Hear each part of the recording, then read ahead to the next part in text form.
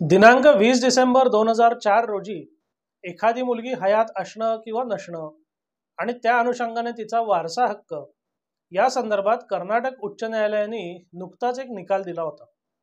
आणि त्या निकालाच्या अनुषंगाने आपल्या समाज माध्यमांमध्ये म्हणजे सोशल मीडियावर बरेच पोस्ट म्हणा, साहित्य म्हणा, व्हिडिओ करण्यात आलेत। त्या व्हिडिओपैकी काही व्हिडिओ आपल्यापैकीच अनेकांनी मला पाठवले आणि त्याच्यावर खुलासा करावा असं सांगितलं। आणि त्याचा खुलासा करण्याकरता म्हणून आपण हा स्वतंत्र व्हिडिओ बनवत आहोत। आता काय होतं, कोणताही एखादा विषय किंवा कोणताही एखादा संवेदनशील विषय जेव्हा असतो आणि त्या अनुषंगाने जेव्हा एखाद्या उच्च न्यायालयाचा निकाल येतो, तेव्हा एक तर अर्ध्या लोकांना तो निकाल कळतच नाही। ज्या लोकांना कळतो त्यांना सुद्धा तो पूर्णपणे कळत नाही किंवा तो आकर्षकपणे मांडण्याकरता प्रत्यक्ष निकाल काय आहे याचा आणि त्या थंबनेलचा किंवा त्या व्हिडिओच्या टायटलचा काहीही संबंध नसतो। म्हणजे आपल्यापैकी अनेकांनी जे व्हिडिओच्या लिंक्स मला पाठवल्या आणि ज्या मी बघितल्या, त्यामध्ये 20 डिसेंबर 2004 आणि मुलींचा वारसा हक्क, 20 डिसेंबर 2004 पूर्वी जन्मलेल्या मुलींचा वारसा हक्क, अशा स्वरूपाचे अशा आशयाचे ते सगळे व्हिडिओ आणि त्याचे थंबनेल होते। पण सगळ्यात पहिले मला एक असं सांगायचं आहे की ह्या कर्नाटक उच्च न्यायालयाचा जो निकाल आहे त्याने नवीन काहीही पुढे आलेलं नाहीये। कारण एखादा उच्च न्यायालयाचा किंवा सर्वोच्च न्यायालयाचा निकाल महत्त्वाचा कधी ठरतो किंवा त्याची दखल कधी घ्यायला लागते, तर त्याने काही नवीन पायंडा पडणार असेल तर। पण याने काहीही नवीन पायंडा पडलेला नाहीये। या प्रकरणात झालं काय होतं, तर साधारणतः 1990च्या दशकामध्ये केव्हा तरी त्या एकत्रित वडिलोपार्जित मालमत्तेचं विभाजन झालं होतं। त्या विभाजनानंतर त्यांचं वाटप झालं होतं आणि ते वाटप, विभाजन, मग त्याच्यानंतर झालेली बक्षीसपत्र या सगळ्याला मुलींनी आव्हान दिलं होतं। बरं, गंमत म्हणजे हे जे सगळं वाटप असेल, विभाजन असेल, बक्षीसपत्र असतील, ही सगळी 20 डिसेंबर 2004च्या पूर्वीची आहेत।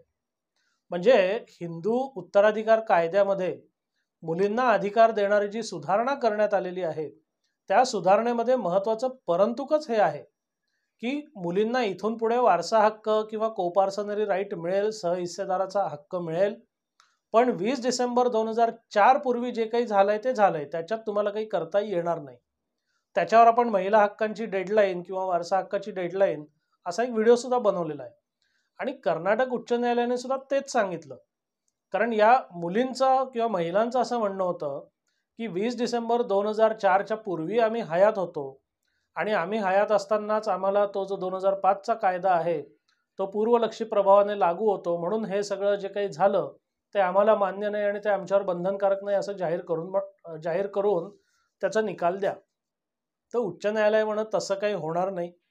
कारण मुलींना हक्क देणाऱ्या जी कायद्यात सुधारणा झाली त्यामध्ये अतिशय स्पष्टपणे हे लिहिण्यात आलेलं आहे की 20 डिसेंबर 2004च्या पूर्वी जी काही हस्तांतरणं असतील, वाटपं असतील, बक्षीसपत्र असतील, ती झाली। त्या बाबतीत नव्याने अधिकार मिळाल्यामुळे कोणत्याही मुलींना आव्हान देता येणार नाही किंवा त्याच्यात हक्क आणि हिस्सा मागता येणार नाही। म्हणजे एका अर्थाने कर्नाटक उच्च न्यायालयाचा या निकालाचं महत्त्व एवढंच आहे की कायदेशीर चौकट जी आहे ती कायदेशीर चौकट त्यांनी मोडली नाही। कारण मध्यंतरी आपण जे काही निकाल बघितले की कायदेशीर चौकट मोडून मग काही वेळेला भावनेच्या आधारे, काही वेळा तर्काच्या आधारे, काही वेळा नैतिक सामाजिक दृष्टिकोनातून कायद्याची चौकट मोडून निकाल दिले। कर्नाटक उच्च न्यायालयाने किमान तेवढं तरी केलं नाही। त्यांनी सांगितलं बाबा हा प्रस्थापित कायदा आहे, हाच प्रस्थापित कायदा कायम आहे आणि त्या प्रस्थापित कायद्याच्या चौकटीत विचार करायचा झाला तर तुम्हाला काही हक्क मिळत नाही। म्हणजेच मी पुन्हा पुन्हा जे सगळं सांगत असतो की जेव्हा मुलींचा किंवा महिलांचा वारसा हक्काचा आपण विचार करतो तेव्हा उगीचच त्याला फाटे फोडत बसू नये। म्हणजे मग आमचा जन्म कधी झाला, मग आमच्या जन्माच्या आधी काय झालं, मग आमच्या जन्माच्या नंतर काय झालं, हे जेवढे त्याला फाटे फोडत बसाल ना तेवढा त्याच्या बाबतीत संभ्रम निर्माण होण्याची शक्यता जास्त। आणि या बाबतीत वकिलांनी सुद्धा काही वेळेला प्रामाणिकपणे काम करणं गरजेचं आहे। प्रामाणिकपणे जेव्हा एखादी व्यक्ती वाटपाकरता तुमच्याकडे येते तेव्हा त्यांची सगळी माहिती घेतल्यावर बाबा तुम्हाला वाटप मागायचा हक्क आहे का नाही, कायद्याने जी सुधारणा झालेली आहे त्याचा तुम्हाला फायदा होणार आहे का नाही, हे प्रामाणिकपणे सांगितलं पाहिजे।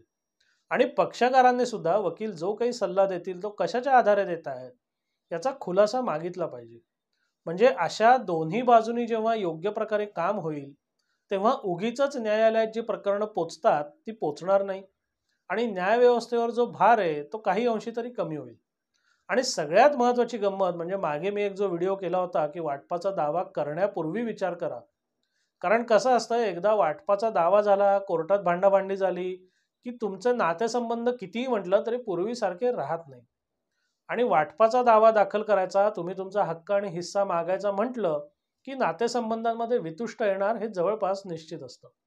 मग अशा नातेसंबंधांमध्ये वितुष्ट आणण्यापूर्वी आपली कायदेशीर स्थिती नक्की काय आहे, आपल्याला वाटप किंवा तत्सम अधिकार नक्की मिळू शकतात का, याची खात्री करून घ्या. याची खात्री तुम्हाला होत नाही तोवर कोणतीही कार्यवाही सुरू करू नका. आणि कर्नाटक उच्च न्यायालय आणि 20 डिसेंबर 2004 या अनुषंगाने जे नवीन गोंगाट चाललेला आहे त्यामध्ये काहीही तथ्य किंवा काहीही अर्थ नाही. आजपर्यंत हिंदू उत्तराधिकार कायद्याची जी योजना किंवा जी स्कीम आहे त्या स्कीमचाच पुनरुच्चार करणारा तो कर्नाटक उच्च न्यायालयाचा आदेश आहे, एवढंच त्याचं महत्त्व आहे. त्याबद्दल तुमच्यापर्यंत जी काही माहिती येईल ती माहिती तुम्ही स्वतः पडताळून बघा. कारण मी तो निकाल वाचला, माझ्या वाचनाप्रमाणे माझ्या आकलनाप्रमाणे त्याच्यात नवीन काही नाहीये.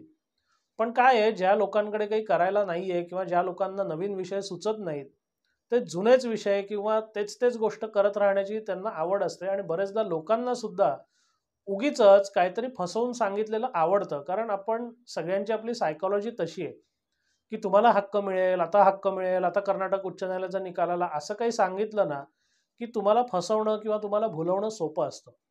तर कृपया अशा फसवणुकीला किंवा असं कोणी भुलवलं त्याला बळी पडू नका. कर्नाटक उच्च न्यायालयाच्या निकालात नवीन काहीही नाहीये याची खात्री बाळगा. माझ्यावरही विश्वास ठेवायचा नसेल तर तुम्ही तो निकाल स्वतः वाचू शकता, तो इंटरनेटवर उपलब्ध आहे. पण कोणताही पाऊल किंवा कोणताही निर्णय घेण्याआधी तुमच्यापर्यंत जी माहिती येते त्याची सत्यता पडताळा आणि मगच तुमचा काय तो निर्णय घ्या, म्हणजे तुम्हाला पश्चात्ताप करायची वेळ येणार नाही. आपल्याला हा व्हिडिओ कसा वाटला अवश्य कळवा. धन्यवाद.